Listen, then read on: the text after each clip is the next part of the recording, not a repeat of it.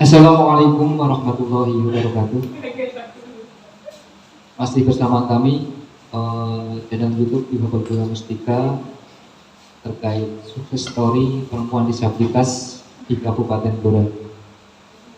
Di siang hari ini kita kedatangan tamu yaitu dari Mbak Umi ya, dari Pertiba Menjarjo untuk menceritakan apa yang beliau pernah alami dan sampai bisa hadir di siang hari ini.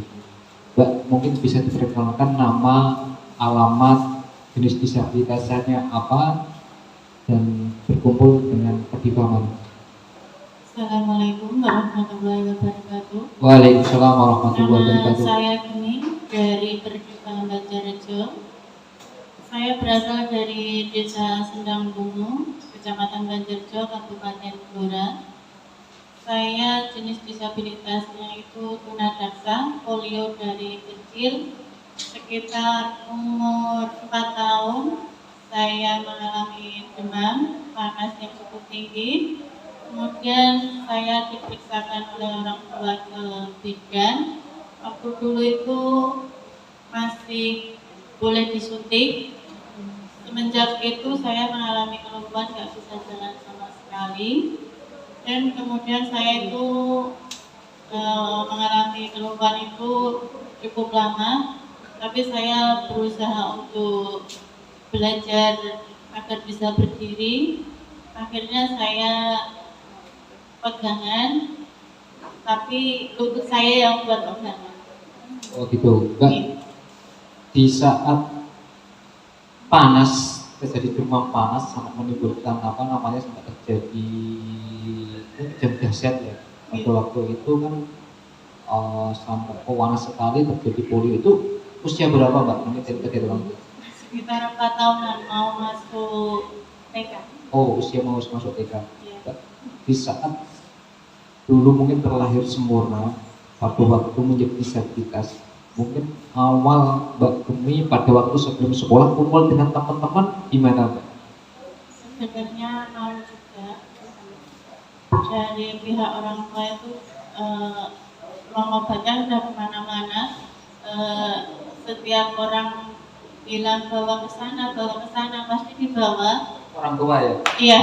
Kebetulan saya anak tunggal, nggak punya saudara, tapi ya maksimal orang tua saya supaya anaknya itu bisa sembuh, bisa berjalan itu sekuat-kuat tenaga. Oh gitu. Iya. Nah untuk dulu kan tidak bisa berjalan, Iya. merangkak berarti? Pegangan lutut Pak. Oh pegangan lutut. Iya. Kayak apa namanya hampir seperti orang jongkok ya? Iya, agak bungkuk dikit gitu. Oh gitu. Iya. Setelah jadi Mbak Gemi menjadi disabilitas, terus di waktu itu sekolah kan dari orang tua apa Mbak Gemi sendiri punya semangat untuk sekolah Mbak? Dari saya itu semangat dengan sekolah. Alhamdulillah orang tua saya telaten mengantar jemput saya setiap pagi. Nanti kalau pulang jemput. Itu sampai kelas 6? Sampai SMP. Sampai SMP? Nggih. 9 tahun berarti antar jemput anak? Nggih. Itu perjuangan orang tua yang luar biasa Mbak. Harus diingat jasanya orang tua Mbak. Jadi pengen anaknya punya bisa membaca, bisa menulis, ada perubahan, peningkatan hidupnya, sampai rela mengorbankan tidak bekerja setiap hari hanya cuma menjemput dan mengantar sampai 9 tahun. Itu luar biasa Mbak. Gitu. Terus Mbak, di sekolahan gimana dengan teman-teman? Ya kadang teman-teman juga bully lah Pak. Menghina itu sering. Tapi saya itu nggak malu. Setiap yang bully saya pasti saya lawan. Gitu. Ya. Walaupun dia seorang laki-laki. Oh gitu. Iya. Ada rasa sakit apa tidak? Sama menangis apa tidak? Enggak, saya enggak orangnya enggak cengeng. Oh gitu. Jadi Iya. di seorang tua harus kuat gitu ya? Iya. Pokoknya tiap hari saya nggak malu masuk sekolah. Walaupun saya dibilangin kayak apa, tapi tetap semangat sekolah. Oh gitu. Setelah mungkin masa-masa sekolah, masa remaja Mbak Bumi, apakah setelah dari SMP, saya harus bekerja, apakah punya pekerjaan setelah lulus SMP? Enggak Pak, saya terpaku di rumah. Ya, Berapa saya tahun? minta berobat lagi itu Pak. Berapa tahun terpaku di rumah? Maksudnya mengisolasi diri di rumah berapa tahun?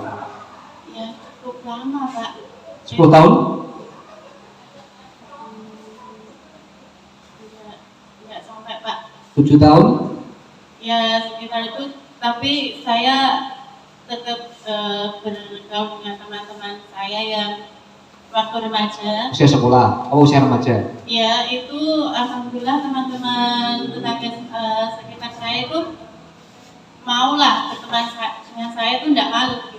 Oh gitu. Kemana aja ya dia diajak itu enggak malu, dia sama saya itu enggak malu. Di saat masa isolasi 5 sampai 7 tahun di rumah terus, jarang keluar kan jarang. Iya. Paling lingkup keliling rumah, ya kan? Iya. Ya. Ada rasa sedih, apa mungkin ada rasa cemas? Ya kata kakak, kita juga punya kebutuhan, walaupun kita remaja kan pasti ingin lah mencari rezeki sendiri gitu, ingin. Berarti orang tua memberikan ruang apa tidak dalam artian Bumi sudah besar, dia harus bekerja. Apakah harus mungkin kan kadang ada orang tua yang memiliki disabilitas setelah dia lulus sekolah nggak boleh bekerja di mana-mana kan ada. Itu dari dua hal ini pilihan yang mana? Sebenarnya itu ya kalau di kampung itu Pak ya jarang siapa yang mau mengerjakan seorang disabilitas itu tidak ada Pak.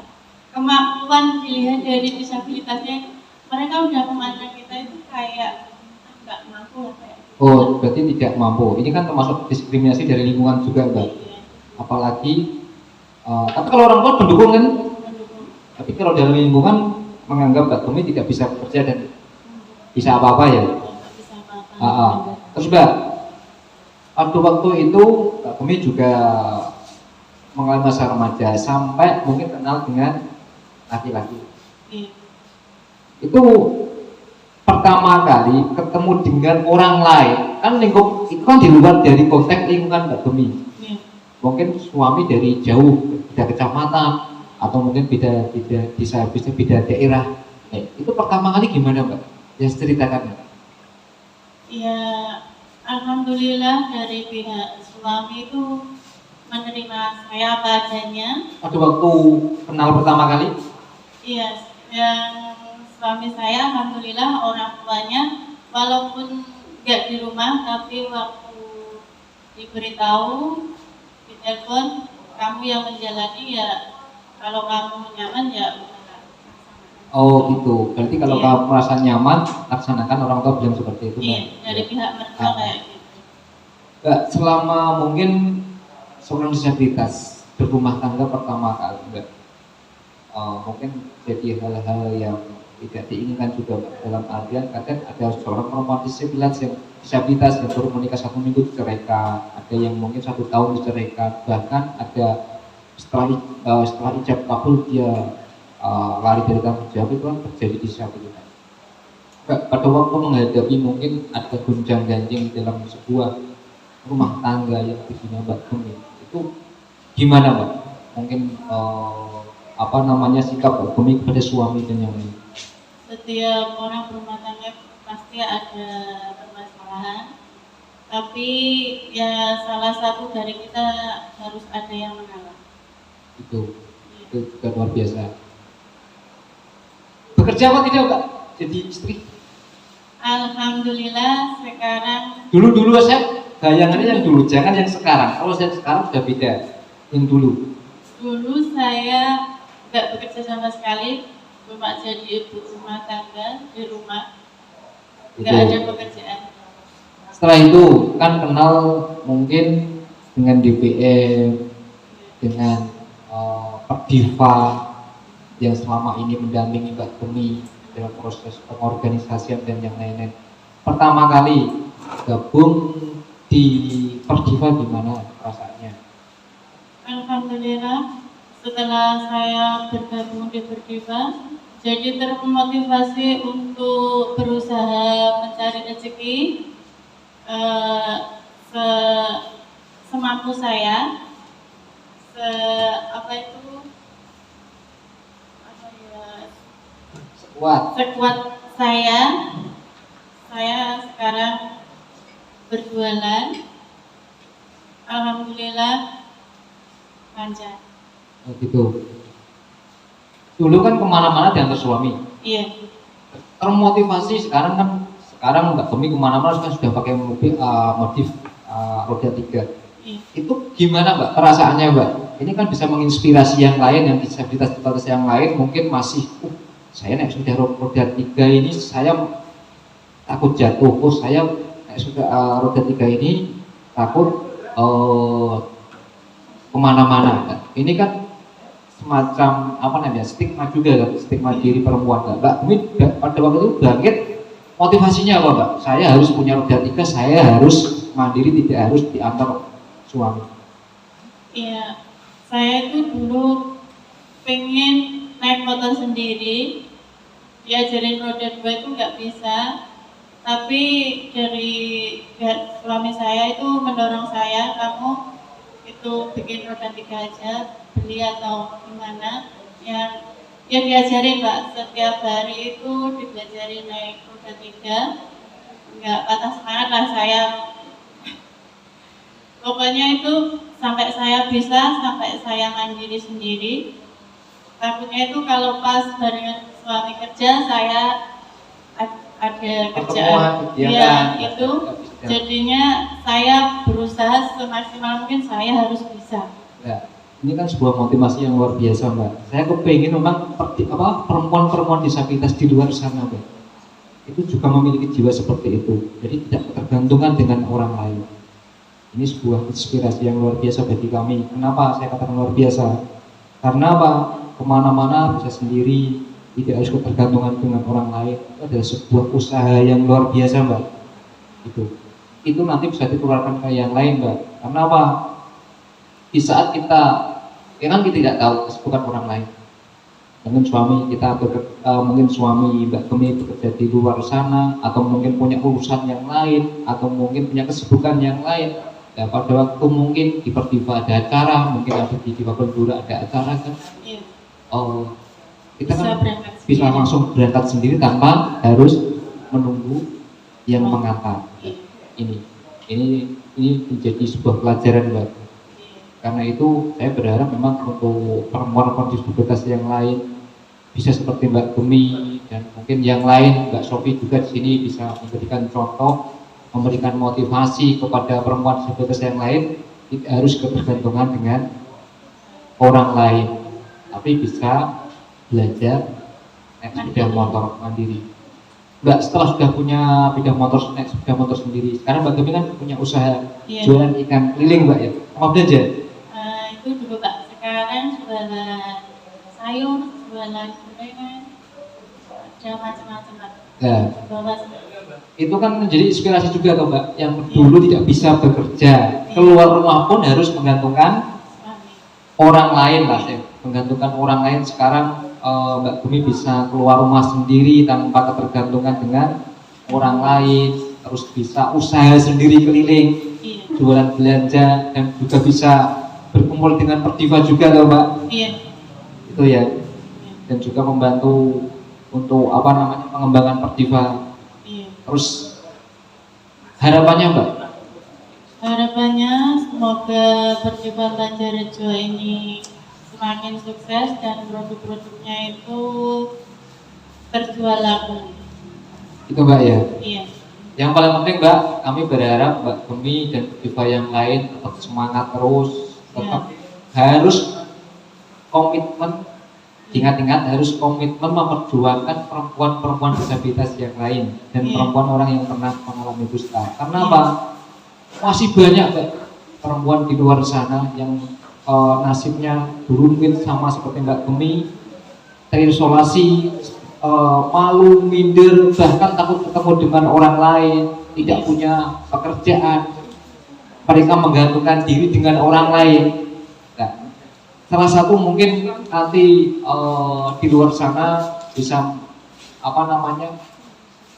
menirulah tidaknya Mbak Gemi atau mungkin perdiva-perdiva yang lain atau perempuan disabilitas yang lain untuk memberikan motivasi, inspirasi. Saya harus bisa gitu Mbak ya, motivasinya.